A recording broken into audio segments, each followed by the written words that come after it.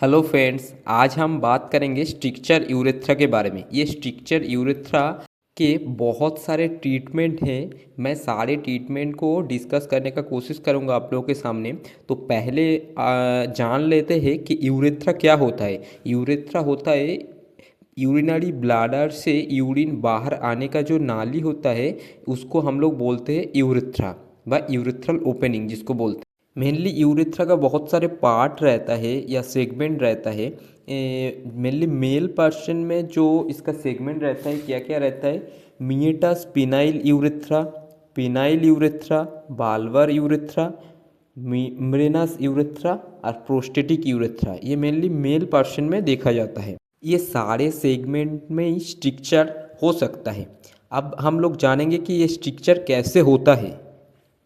काफ़ी सारा रीज़न रहता है ये स्ट्रक्चर होने में। मेनली यानी कि चोट लगने से ये स्ट्रक्चर हो सकता है, या यूरिनरी ट्रैक में इन्फेक्शन होने से ये स्ट्रक्चर बन सकता है, या स्टोन अगर फंस जाए तो इसके लिए स्ट्रक्चर हो सकता है, या कोई प्रीवियस यूरिनरी सर्जरी हो उसके कारण स्ट्रक्चर हो सकता है। यानी कि यूरेथ्रा सिकुड़ जाता है जिसको बोला जाता है यूरेथ्रल स्ट्रक्चर।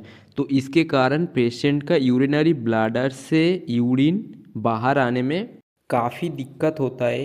कभी कभार रुकावट भी हो जाता है, तो जिसके कारण painful urination, lower abdominal pain, blood in urine यानी कि कभी कभार यूरिन में ब्लड आना, ये सब संभावना देख सकते हैं। और एक चीज़ मैं बताना चाहूँगा कि सिर्फ मेल पर्सन में स्ट्रक्चर ऑफ यूरेथ्रा देखा जाता है ऐसा नहीं, फीमेल पर्सन में भी स्ट्रक्चर ऑफ यूरेथ्रा देखा जाता है, लेकिन इसका परसेंटेज काफ़ी कम मात्रा में देखा जाता है। तो अब हम जानेंगे कि ये स्ट्रक्चर ऑफ यूरेथ्रा को कैसे डायग्नोसिस किया जाता है। तो इसमें डॉक्टर आपको यूरोफ्लोमेट्री करने के लिए दे सकता है, आरजीयू टेस्ट कराने दे सकता है, यूरेथ्रल अल्ट्रासाउंड कराने दे सकता है, यानी कि एमआरआई तक कराने दे सकता है, जिसमें आप पता चलता है कि आपका कौन सी रीजन में कितना सेंटीमीटर मात्रा में, कितना मात्रा में यूरेथ्रल स्ट्रक्चर बना हुआ है। तो ये यूरेथ्रल स्ट्रक्चर का ट्रीटमेंट क्या है? तो इसका फास्ट ट्रीटमेंट है, सबसे गोल्ड स्टैंडर्ड ट्रीटमेंट है बक्कल म्यूकोजल यूरेथ्रोप्लास्टी। यानी कि पेशेंट का मुंह के अंदर से छोटा सा चमड़ी यानी कि ग्राफ्ट काटते हैं, वहाँ से लेके यूरेथ्रल में प्लेस करते हैं व इसको लगाते हैं। ये यूरेथ्रल स्ट्रक्चर का सबसे गोल्ड स्टैंडर्ड ट्रीटमेंट। ये छोड़ के भी doctor urethral dilatation and catheterisation कर सकते हैं।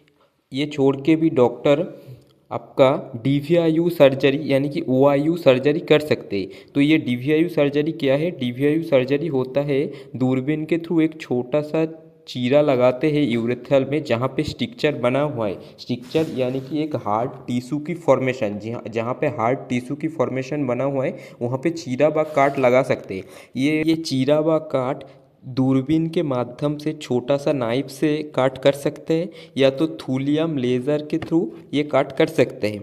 तो ये डीवीआईयू सर्जरी यानी कि ओआईयू सर्जरी के बारे में जो मैं आज डिस्कस करने जा रहा हूँ, ये डीवीआईयू सर्जरी का फुल फॉर्म क्या होता है? डायरेक्ट विजन इंटरनल यूरेथ्रोटोमी, और ओआईयू जिसको बोलते हैं ऑप्टिकल इंटरनल यूरेथ्रोटोमी।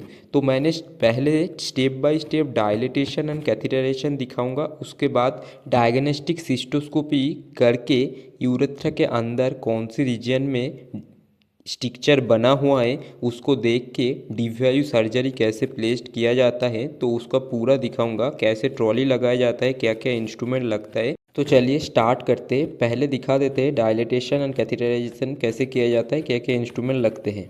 तो पहले आपको लगेगा लॉक्स 2% जेली यानी कि लिग्नोगेन 2% जेली, और आपको ले लेना है डायलेटर। ये वेरियस साइज का जो आप लोग देख रहे हैं, ये मेनली फीमेल डायलेटर, ये वेरियस साइज का रहता है। यहाँ पे 6 फ्रेंच से लेके 26 फ्रेंच तक डायलेटर अवेलेबल है।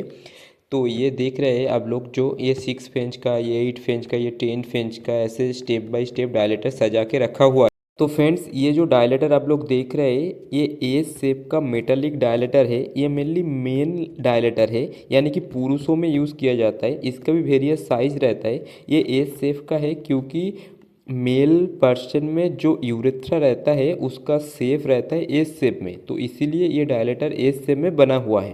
इसका भी वेरियस साइज रहता है। आप लोग जो देख रहे हैं स्मॉल, मीडियम, लार्ज डायमीटर का बहुत सारे डायलेटर।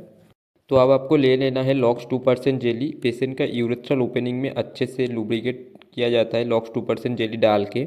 उसके बाद आपको क्या लेना है, गाइड वायर लेना है। ये गाइड वायर को सॉफ्ट पार्ट को पेशेंट का पेनिस के अंदर यानी कि यूरेथ्रल ओपनिंग के अंदर अंडर सियाम गाइडलाइन आप लोग डाल सकते हैं। इसको डाल के धीरे धीरे ब्लाडर तक पहुंचा दिए जाते हैं। उसके बाद आपको क्या लेना है, डायलेटर लेना है।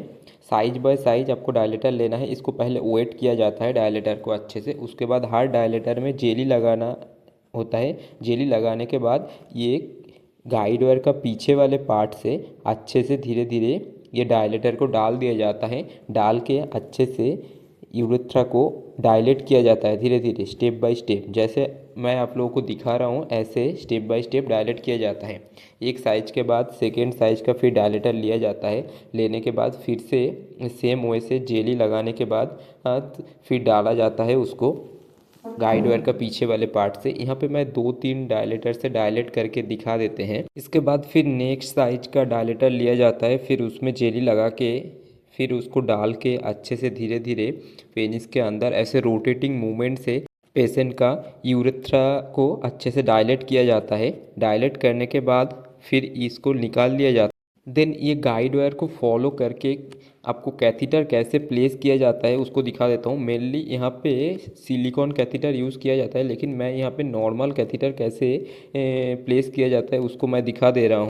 तो फर्स्ट पेशेंट का यूरेथ्रल ओपनिंग में अच्छे से जेली डाला जाता है। जेली डालने के बाद इस गाइड वायर को फॉलो करके आपको वो कैथीटर डालना रहता है। तो इसके लिए आपको चाहिए 18 या 20 नंबर का एक बीटी नीडल। तो ये जो मेरे हाथ में दिख रहा है ये है 18 नंबर का बीटी नीडल। इसको कैथीटर का सामने वाले जो होल रहता है इससे धीरे धीरे जैसे मैं दिखा रहा हूँ ऐसे सामने तरफ निकाल देना है। ये आप लोग देख पा रहे हैं कि कैथीटर का सामने वाले पार्ट से ये बीटी नीडल को सामने तरफ निकाल दिया जा रहा है। जैसे मैं दिखा रहा हूँ ऐसे सामने तरफ अच्छे से निकाल देना है। उसके बाद आपको लेना है गाइड वायर। गाइड वायर का पीछे वाले पार्ट को ये नीडल के अंदर से धीरे धीरे पास करवाना है। ये आप लोग देख रहे हैं, इसको धीरे धीरे नीडल के पीछे वाले पार्ट से पास करवाना है। फिर उसके बाद नीडल को धीरे धीरे खींच लिया जाता है। खींचने के बाद ये गाइड वायर अंदर से चले आते हैं। देन आपको गाइड वायर को फिर पीछे तरफ खींचना है। पीछे तरफ खींच के कैथीटर के अंदर जो हॉलो वाले पोर्शन है उसके अंदर से गाइड वायर को पुश करना है। ये जैसे आप लोग देख रहे हैं कैथीटर के अंदर से धीरे धीरे गाइड वायर को पुश किया जा रहा है। ये अच्छे से पुश करने के बाद आप लोग देख रहे हैं इस साइड से कैथीटर का इस साइड से गाइड वायर नोटिस कर रहे हैं आप लोगों को। अब क्या करना है, ये गाइड वायर को खींच के कैथीटर को सामने तरफ प्लेस करना है। धीरे धीरे ये गाइड वायर को टाइट पकड़ना है और कैथीटर को धीरे धीरे सामने तरफ पुश करना है। पुश करते करते पेनिस के अंदर से यूरेथ्रा के अंदर से धीरे धीरे ये ब्लैडर तक पहुंच जाते हैं। तो फ्रेंड्स, गाइड वायर के थ्रू कैथीटर प्लेस कैसे किया जाता है उसका एक टेक्निक मैं दिखा दिया हूँ। आप लोग चाहे तो दूसरे टेक्निक भी फॉलो कर सकते हैं। ऐसे सर्जन चॉइस आप लोग दूसरे टेक्निक भी फॉलो कर सकते हैं। अब हम बताने जा रहे हैं कि DVIU सर्जरी में क्या क्या इंस्ट्रूमेंट लगते हैं, कैसे पूरा प्रोसीजर होते हैं। तो फ्रेंड्स, स्टोरी लगाने के लिए कि पहले तो आपको बाउल एक किडनी टे ले लेना है। उसके बाद आपको ले लेना है गॉच पीस, स्टेराइल गॉच पीस, और चाहिए लॉक्स 2% जेली यानी कि लिग्नोगेन 2% जेली, और चाहिए आपको स्पॉन्ज होल्डर पेंटिंग करने के लिए, और 30 डिग्री का सिस्टोस्कोप। ये जो आप मेरे हाथ में दिख रहे हैं ये है 30 डिग्री का सिस्टोस्कोप। और आपको ले लेना है इसके बाद गाइड वायर। ये जो मेरे हाथ में दिख रहा है ये इसका सॉफ्ट पार्ट है, ये है टीरूमो गाइड वायर। और चाहिए आपको सिस्टोस्कोपिक सीट विथ सिस्टोस्कोपिक बीज। ये जो दिख रहा है ये सिस्टोस्कोपिक सीट, सिस्टोस्कोपिक बीज। और ये जो आप लोग मेरे हाथ में दिख रहे हैं ये है ऑप्टिकल यूरेथ्रोटोम सीट। इसका 3 ओपनिंग दिख सकते हैं। फॉर इरिगेशन के लिए इसका 3 ओपनिंग रहता है। और आपको ये जो दिख रहा है ये है वर्किंग एलिमेंट है। और ये जो दिख रहा है ये है कोल्स नाइफ जो वर्किंग एलिमेंट के साथ फिट होता है और अंदर जाके यूरेथ्रल स्ट्रक्चर को काटने में सहायता करते हैं। तो फ्रेंड्स, पेशेंट आने के बाद पहले तो पेशेंट को स्पाइनल एनेस्थीसिया लगाया जाता है। उसके बाद पेशेंट को पोजीशन दिया जाता है यानी कि लिथोटॉमी पोजीशन दिया जाता है। फिर अच्छे से पेंटिंग किया जाता है और ड्रेपिंग किया जाता है। ड्रेपिंग करने के बाद फिर आपको असिस्ट किया जाता है। तो असिस्ट करने के लिए फ्रेंड्स आप लोगों को ले लेना है सिस्टोस्कोपिक सीट विथ सिस्टोस्कोपिक बीज। सिस्टोस्कोपिक सीट के साथ सिस्टोस्कोपिक बीज को अच्छे से अटैच कर लेना है। ये आप लोग देख सकते हैं अच्छे से सिस्टोस्कोपिक बीज के साथ सिस्टोस्कोपिक सीट को अटैच कर लिया गया है। उसके बाद आपको ले लेना है सिस्टोस्कोप को यानी कि टेलीस्कोप को। इसके अंदर 0 से 0 दाग मिला के अच्छे से इसको टाइट किया जाता है, टाइट करके अटैच किया जाता है।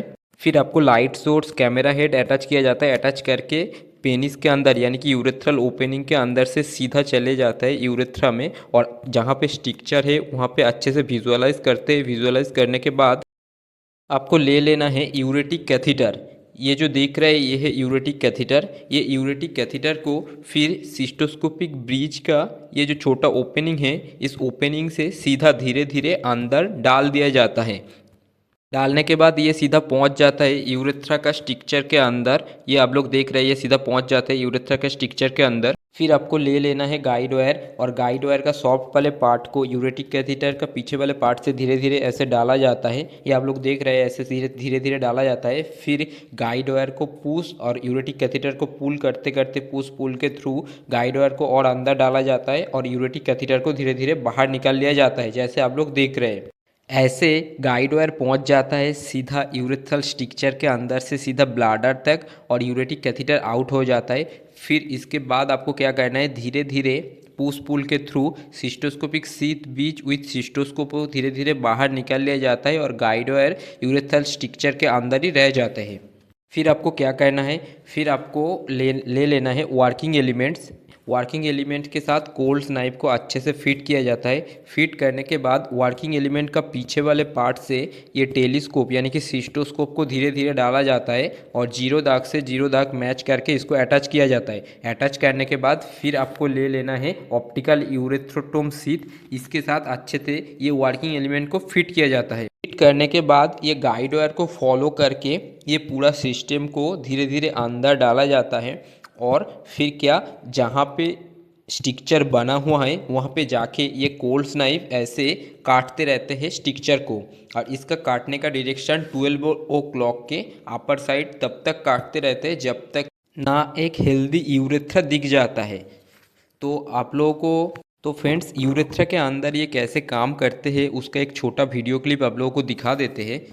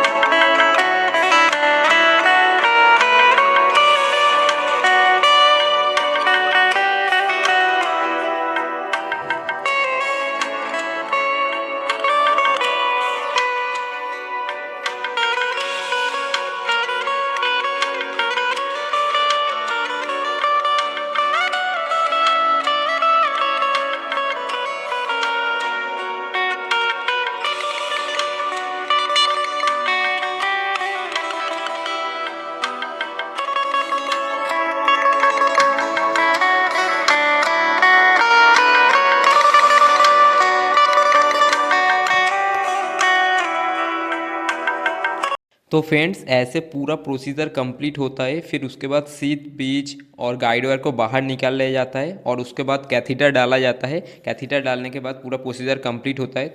तो फ्रेंड्स वीडियो अगर हेल्पफुल रहा होगा तो आप लोग ज़रूर लाइक करना और मेरा OT वर्क टच चैनल को सब्सक्राइब करना और अपने दोस्तों के साथ शेयर करना। Thank you.